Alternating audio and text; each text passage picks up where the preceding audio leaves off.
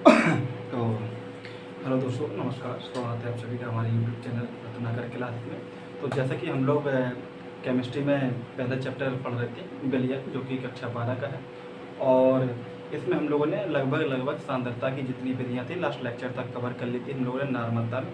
आज हम बात करेंगे विलयन के अणुसंघ गुणधर्म के बारे में, कितने होते हैं, ठीक है ना, और इसकी डेफिनेशन क्या है, ठीक है ना, और परासरण दाब के बारे में चर्चा करेंगे, ठीक है ना। तो आइए देखते हैं, यहाँ पर हमारी हेडिंग रहेगी, ठीक है, विलयनों के अणुसंघ, विलयन के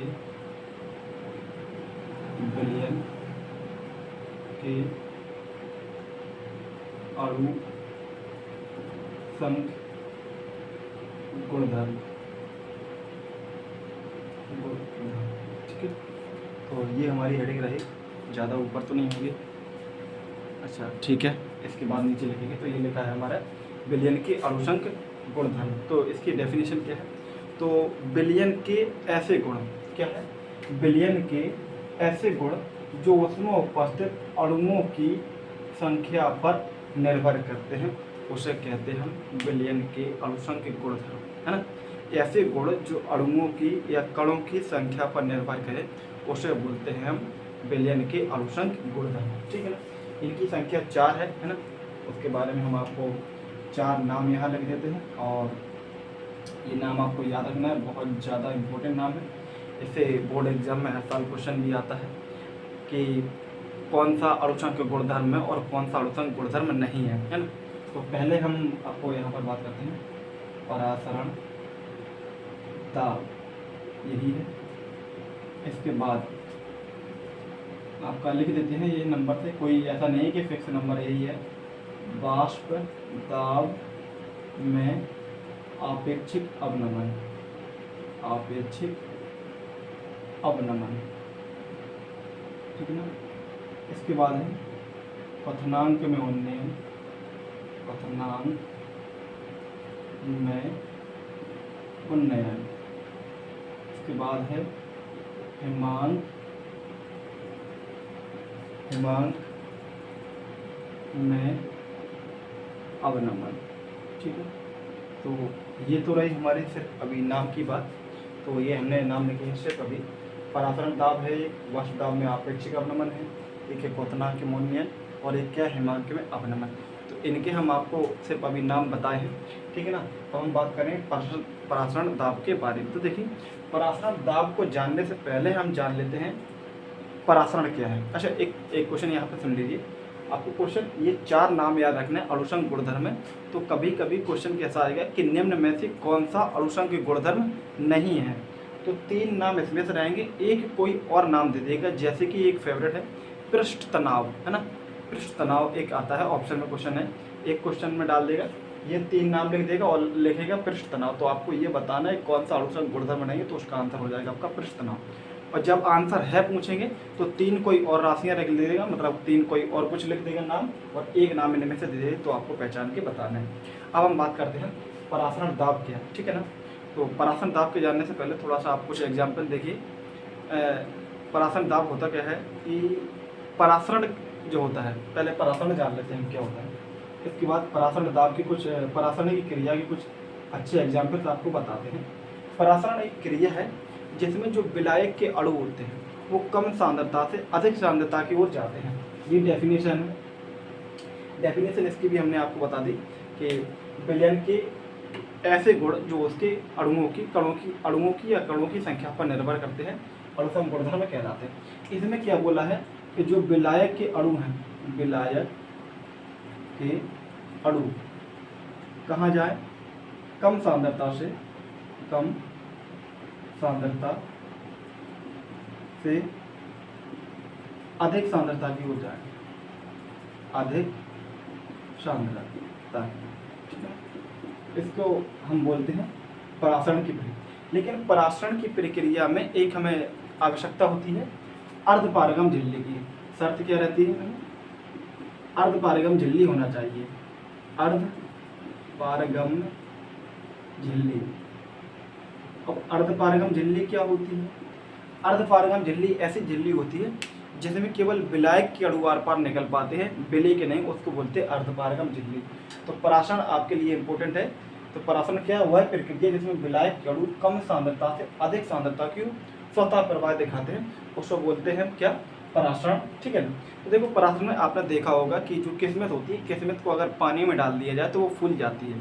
होता क्या है, किस्मत की जो कोशिका परत होती है, बाह्य कोशिका परत, जो अर्धपारगम झिल्ली का काम करती है, और जब आप पानी में डालेंगे तो किशमिश के अंदर जो गाढ़ा पदार्थ होता है चिपचिपा, और पानी जो होती है उसकी सांद्रता कम होती है, तो पानी किशमिश के अंदर पहुंच जाता है।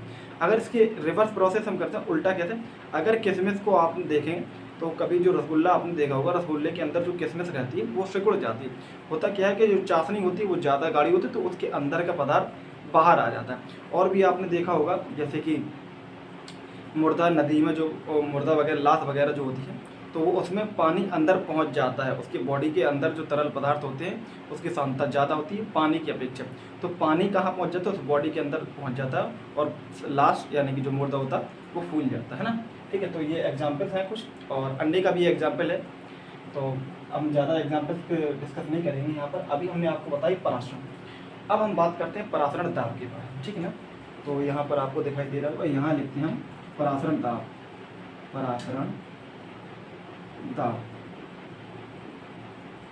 देखिए ये क्या होता है कि जब परासरण की प्रक्रिया होती है, क्या होती है, परासरण की प्रक्रिया, मान लीजिए यहाँ पर कोई, जैसे ये कम सांद्रता, यहाँ जो द्रव भरा हुआ है कम सांद्रता का है, बीच में एक झिल्ली है, यहाँ पर अर्धपारगम झिल्ली है। कौन सी झिल्ली है, अर्धपारगम झिल्ली। और यहाँ पर क्या है, अधिक सांद्रता वाला द्रव है। तो ये द्रव कहाँ जा रहा है, कम सांद्रता से अधिक सांद्रता की ओर जा रहा है। किसकी वजह से जा रहा है, परासरण की वजह से जा रहा है। अगर हम ऐसा चाहें कि ये द्रव इस तरफ ना जाए, क्या बोला, ये द्रव इस तरफ ना जाए, तो इसमें झिल्ली में हमें एक दाब डालना पड़ेगा। जो झिल्ली लगी है इसमें एक दाब लगाना पड़ेगा, जिससे कि ये रुक जाए, है ना, कि ये जो द्रव है इस तरफ भरा हुआ द्रव है, इस तरफ जा रहा है। क्यों जा रहा है, यहाँ पर एक अर्धपारगम झिल्ली लगी है, और परासरण की जो प्रक्रिया होती है उसमें कम सांद्रता से अधिक सांद्रता की ओर विलायक के अणु जाते हैं। तो परासरण की क्रिया को रोकने में लगाए गए दाब को हम क्या बोलते हैं, परासरण दाब। तो सीधी सी परिभाषा में यही याद रखनी है, परासरण की प्रक्रिया को रोकने में लगाए गए दाब को बोलते हैं परासरण दाब। तो परासरण की क्रिया को रोकने में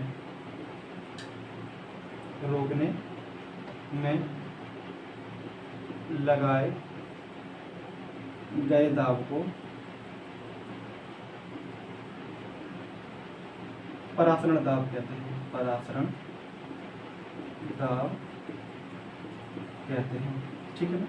तो ये तो हो गई परासरण दाब की डेफिनेशन, बस आपको यही लिखना है। ठीक है, थोड़ा सा एक सेकंड टाइम देख लें, थोड़ा सा ज़्यादा तो नहीं हो रहा है। ठीक है, लगभग। अब ये मैं इसके फार्मूला को भी डिस्कस कर लेते हैं, जो परासरण दाब का। अच्छा, परासरण दाब को हम P से प्रदर्शित करेंगे, तो यहाँ लिख देते हैं, इसे P से प्रदर्शित करते हैं, P से प्रदर्शित करते हैं,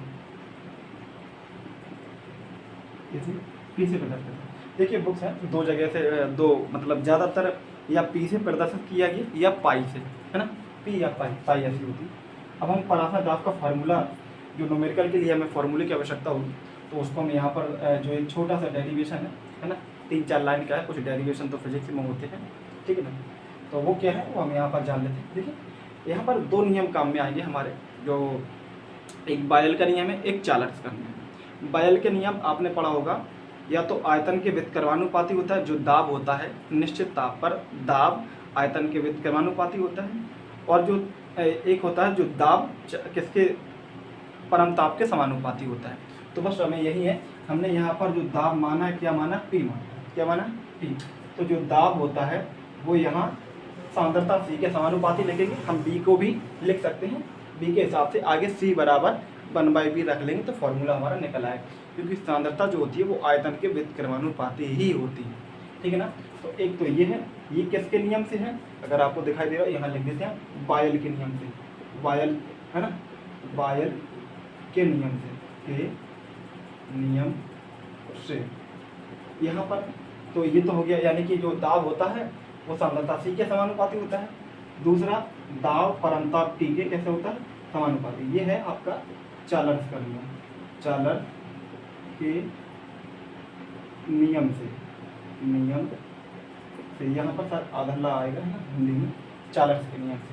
बस समीकरण 1 और 2 को मिला के लिख देंगे हम, समीकरण 1 व 2 से।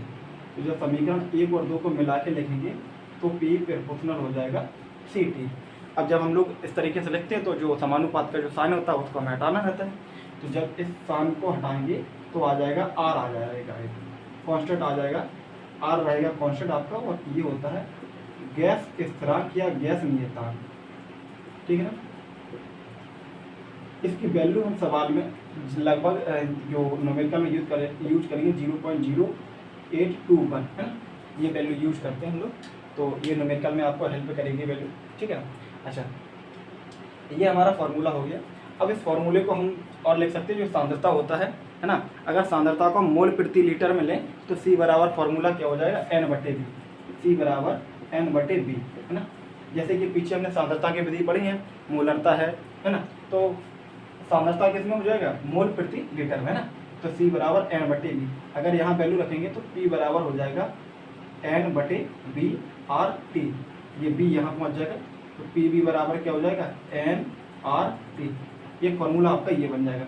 N क्या रहेगी आपकी, मोलों की संख्या, मोलों की संख्या, ठीक है ना। अब फॉर्मूला कौन सा कब कैसे काम में आएगा, सांद्रता की वैल्यू दी है, आप इस फॉर्मूले का इस्तेमाल करेंगे। मोलों की संख्या दी है, आप इस फॉर्मूले को इस्तेमाल करेंगे। अगर आपको भार दिया है तो मोल जो होता है M, यानी कि मोल जो निकालते हैं हम, क्या होता है, भार बटे अणुभार। दिखाई दे रहा है, देख लेते हैं एक मिनट, दिखाई दे रहा है। तो भार बटे अणुभार, बस ये लास्ट हमारा फॉर्मूला है। क्या हो जाएगा, PV बराबर W/M/RT, ठीक है ना, ये हो गया। तो ये हमारे सारे फॉर्मूले कंप्लीट हो गए, और ये हमारे परासरण और परासर दाब से संबंधित लेक्चर हो गए, ठीक।